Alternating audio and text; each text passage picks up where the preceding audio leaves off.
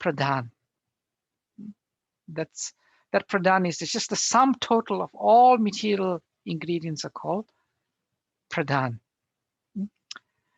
And when the Lord glances at this material nature, this pradhan becomes agitated. And when this pradhan becomes agitated, then we get the formation of the Mahat Tattva.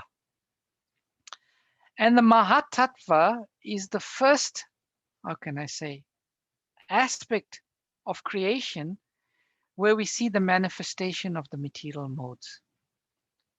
The Mahat Tattva only as Sattva Gun and Raja Gun, the material mode of goodness and the material mode of passion. There is no Tamagun in the Mahat Tattva. But then through the introduction of Ahankar, which is false ego, we see the introduction of ignorance. And we get goodness, passion, and ignorance. And then it is explained how through the Ahankara, which is called also this called Drava Shakti, the Lord's Drava Shakti. There's three Shaktis of the Lord: Jnana Shakti, Kriya Shakti, and Drava Shakti. Through the Drava Shakti, we get Adideva and the creation of the mind and the 10 senses. Through the Kriya Shakti, you get Adiyatma and we get the life air, 10 senses and intelligence. And through Adibhuta, we get the 5 Tan mantras and 5 elements. This itself is a whole big explanation and whole class. If you like, you can read, and there's also some very nice videos from the Bhagavat Pravaha series. You can see that on YouTube. You look on the second canto, The Process of Creation, nicely explained there by Gauranga Darshan Prabhu. So that in essence is how the living entities enter the material nature, and how the 3 modes of material nature. And then from the next verse on, the Lord will start explaining in more detail about how, when in the material world, how the material mode starts to affect the living entity. This is giving a description of how the living entities come into the material world and how the material modes come to function. Interestingly, Srila Prabhupada explains in the purport that the living entities are everywhere. When Krishna, there are 8,400,000 species of life. And these 8,400,000 species of life, they're not only on this earth planet. They are found throughout the expanse of the material creation. Sometimes we see that the material scientists, they say there is only life on Earth. Life has not been detected anywhere else in the universe or any other planet. According to the Vedas, this is not true. This is not true. The living entities are everywhere. This is a nice extract from a letter Srila Prabhupada wrote to one of his disciples, Madhuvisha Prabhu, on 1972, May 16th. Prabhupada says, the living entities are not created. The material world is created. Just like a building is constructed, the inhabitants are not constructed. Sometimes the word created is used in connection with a living entity, but then it is to be understood that it refers to the manifestation of the marginal energy of Krishna. We say that the spiritual world is a creation of the spiritual energy, but actually the spiritual world is never created, and it is just to indicate to what department it belongs. The living entity is a manifestation of the marginal energy of Krishna, and Krishna's energy is everywhere. So the living entity is also spread everywhere. Just like the sunshine is composed of small particles, so sunshine is distributed all over the universe. So also the shining particles are distributed. Similarly, the atomic living entities are existent in the Brahma Jyoti And the Brahma Jyoti is distributed everywhere. So the living entities are also spread everywhere. There, another name is Sarvaga, or all-pervading. So the living entities are known as all-pervading, as Lord Krishna says in the second chapter, the 24th verse. Krishna says, Sarvagata Stanur. This individual soul is unbreakable and insoluble and can neither be burnt nor dried. He is everlasting, present everywhere, unchangeable, immovable, and eternally the same. This is the nature of the soul. They are living entities. So some people say there's no life on Mars or there's no life on the moon. Prabhupada says we disagree. Even on the sunshine, on the sun planet, there are living entities. In this earthly planet, the body is 70% water. But in the sun planet, the bodies are mostly composed of fire.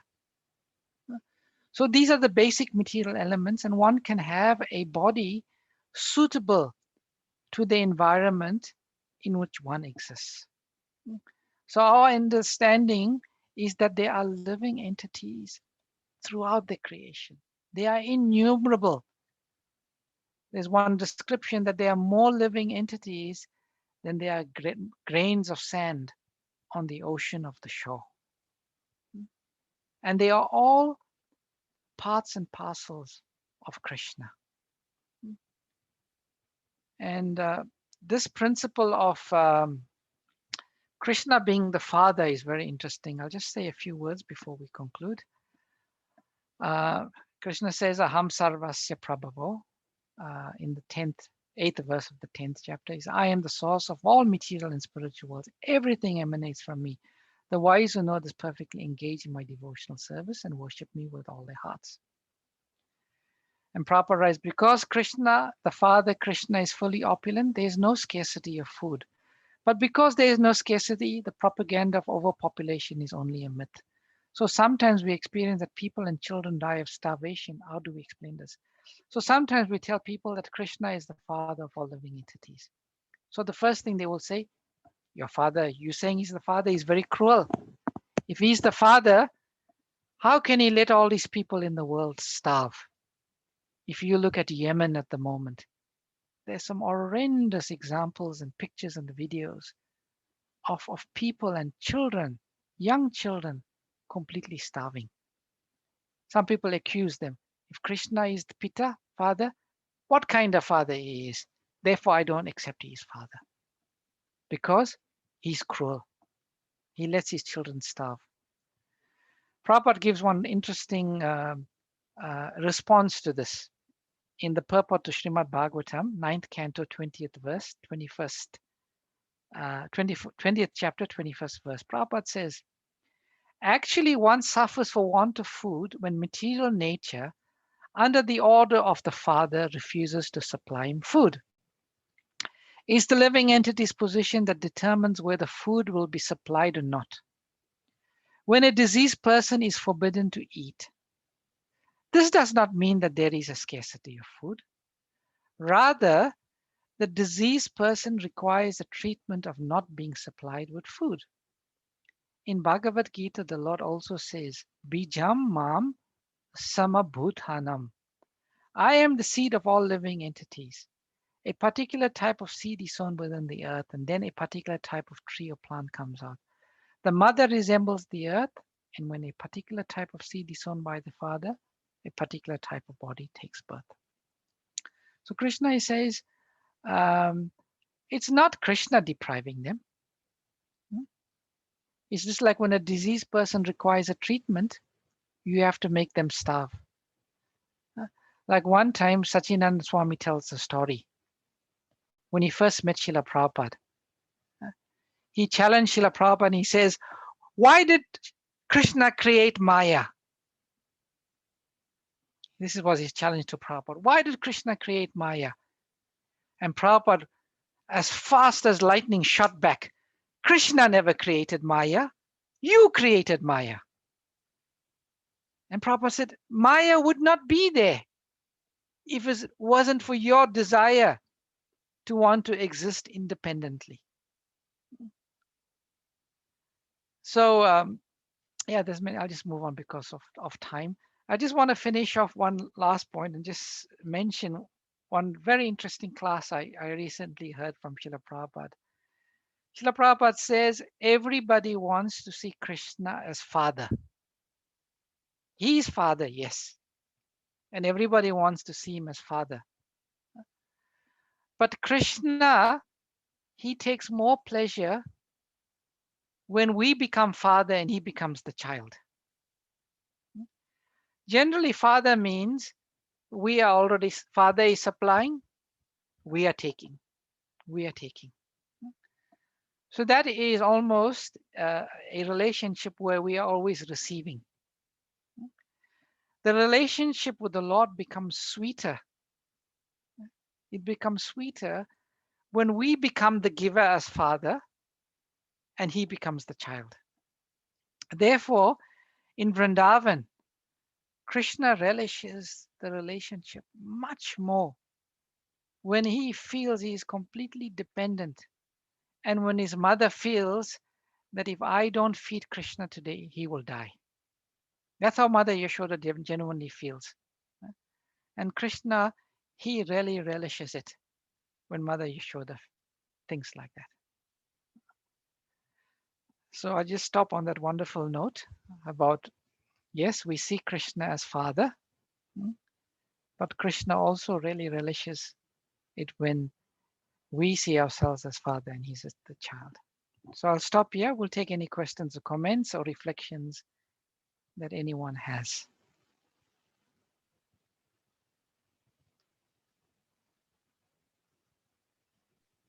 Hare Krishna, Vrindavan Chandra Prabhu. Hare Please, Krishna Mataji. please accept my humble obeisance. I Please just accept during this book distribution, so when you ring some people, they first of all are not happy or anyway to donate or to sponsor. They would say there are so many people with the COVID situation are without food. I would rather give it to the food bank, and that's not giving Bhagavad Gita is not very important. And you kind of try to you don't argue, you just say that's very good. Yes, a lot of people are suffering, we have to sympathize, we have to help them also. But giving Bhagavad Gita is the most that there's some of the people, the way they put the word, and they will no way accept that this knowledge giving is the highest. And it's sometimes it becomes, if you have a kind of a relationship with the person, is sometimes it's very difficult to put the words, to say something that it makes sense. How would you deal with this kind of a situation? Recently, I don't know, were you in that session where Radhesham Prabhu spoke to us a few weeks ago?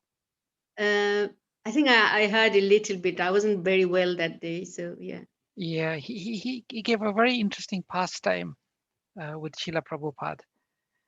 Srila Prabhupada went to Pune, and while he was in Pune, he was meeting some Indian gentlemen. So he met this wealthy Indian gentleman, and Prabhupada was telling him how Krishna consciousness is the best welfare work. Yes. And this gentleman was not convinced. And then Srila Prabhupada went through the process of explaining different alternatives of how we can do welfare. He said, one thing is you can feed him, but essentially what Prabhupada says, you can feed him today or you can feed him tomorrow, but you won't be able to feed all people at all time. And then Prabhupada went on to explain that how to to go to the root cause of suffering, Mhm. which is, Prabhupada asked him, so why are they suffering? What is the reason for their suffering? Mhm. Is this starvation or the disease they're experiencing, is this really the cause of their suffering? Then the man was slightly intelligent. He had some knowledge. Mhm. And he responded, but no, they are suffering because of their karma. Mhm. So karma comes from previous life. Mhm. So how do we, and Prabhupada explained the real reason people suffering is because they got the material body. Intelligent people, just like, in the modern corporate world, whenever there's a problem, we have this saying, root cause analysis, Mhm. right? Mhm. Look for the root cause, analyze what the problem is, look for the root cause and address the root cause, Yes. right? And then if you address the root cause, then you solve the symptoms and you solve everything else. Mhm. So Vedic knowledge is helping people by getting to the root cause of their suffering. Yes. Therefore, it is said the best welfare work we can do is to help people to address the root cause of their suffering. Mhm. And that root cause is ignorance of their spiritual identity. And Prabhupada sometimes gives the analogy of the son of a really rich father who has lost his way and is suffering. And then someone meets the son and tells him, why are you suffering? You're the son of a rich man. How have you forgotten that your father is so rich? Come, I take you to your father. Then you take him to the father and he realizes, oh yes, I've got a rich father, and he gets situated and he's happy. Mhm. So the distribution of Bhagavad Gita and spiritual knowledge is like that. We try to help people reconnect with their rich father. We help people to realize what the root cause of all their problems are. And therefore, this is known as the best welfare work. It is the best welfare work. Definitely, definitely, we understand that. But Yeah. when one to tell somebody who doesn't want to understand, it becomes very difficult. Prabhupada said if they don't want to understand, we should leave them alone. Yeah, just Yeah. left it. Don't become disturbed that they can't understand. Yeah. Those who understand, they will support. And we should not start off with the expectation that everyone will understand. The majority of the people will not. Mm. So out of every 10 people we approach, it's almost certain we'll get 6 rejections. Yeah, we get 6 rejections. Thank you, Vrindavan Chandra. Hare Krishna, Kalika Hare Mataji. Hare Krishna. Any other reflection, questions, or comments? Prabhuji, I have a kind of question.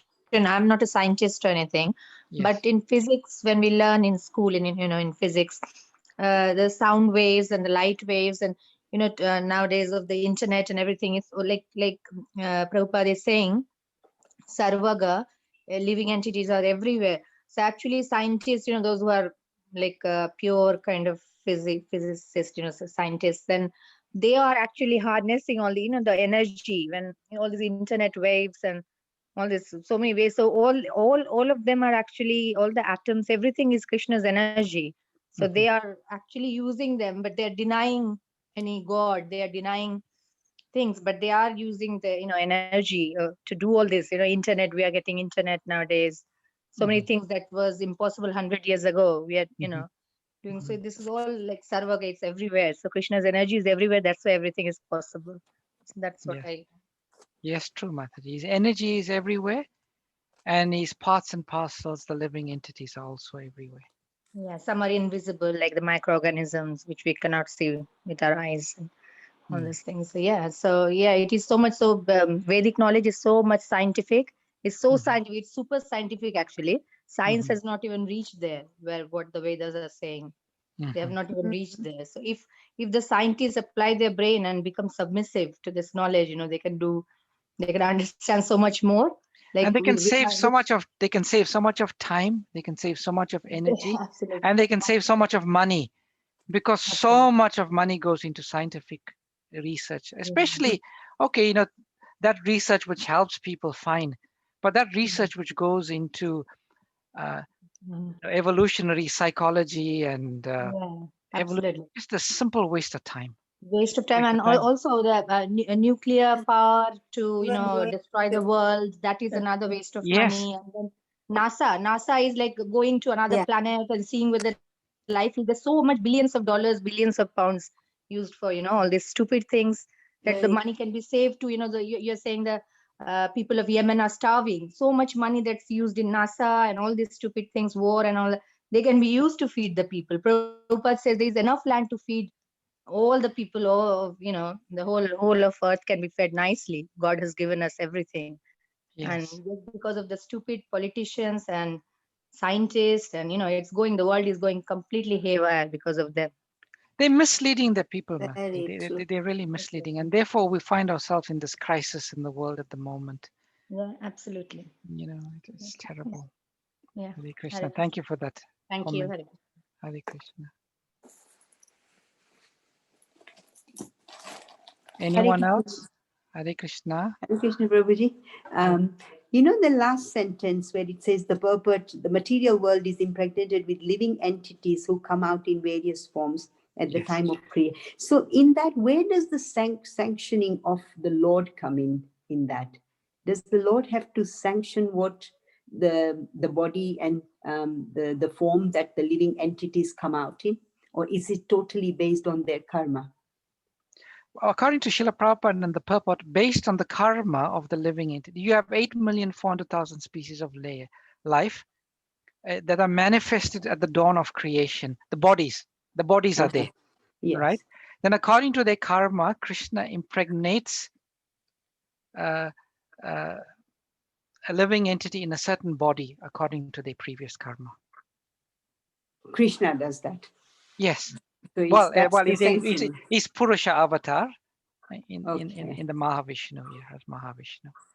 Because somewhere I heard that the ingredients are supplied by Krishna and the cake is made by Brahma. So I wasn't sure how that is right, because Krishna is saying the material energy. Okay. All of that is, in Bhagavatam, there's Sarga and Visarga. Primary creation and then secondary creation. The secondary creation is Lord Brahma and the material nature and all of that. Yes, that's true.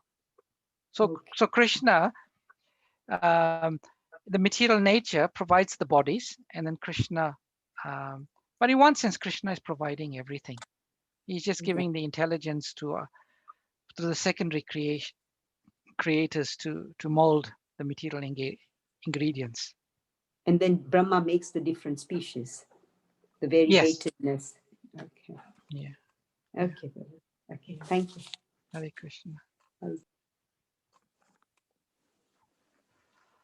All right, dear devotees, if there's no other comments, questions, and reflections, thank you so much for your attendance and your participation.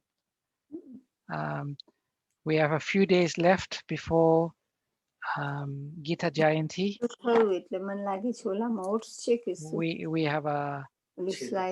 We have a huge goal to do. So please, everyone, get behind the wheel, put your shoulders through. I'm sure many of you are doing it already. Let's live to give. Let's live to give this life. The other day we were in the kitchen at the temple and I was hearing this beautiful lecture by Srila Prabhupada. This body is not for us. It's for others. This body is meant for others. From the time we are born, Mother gives us birth.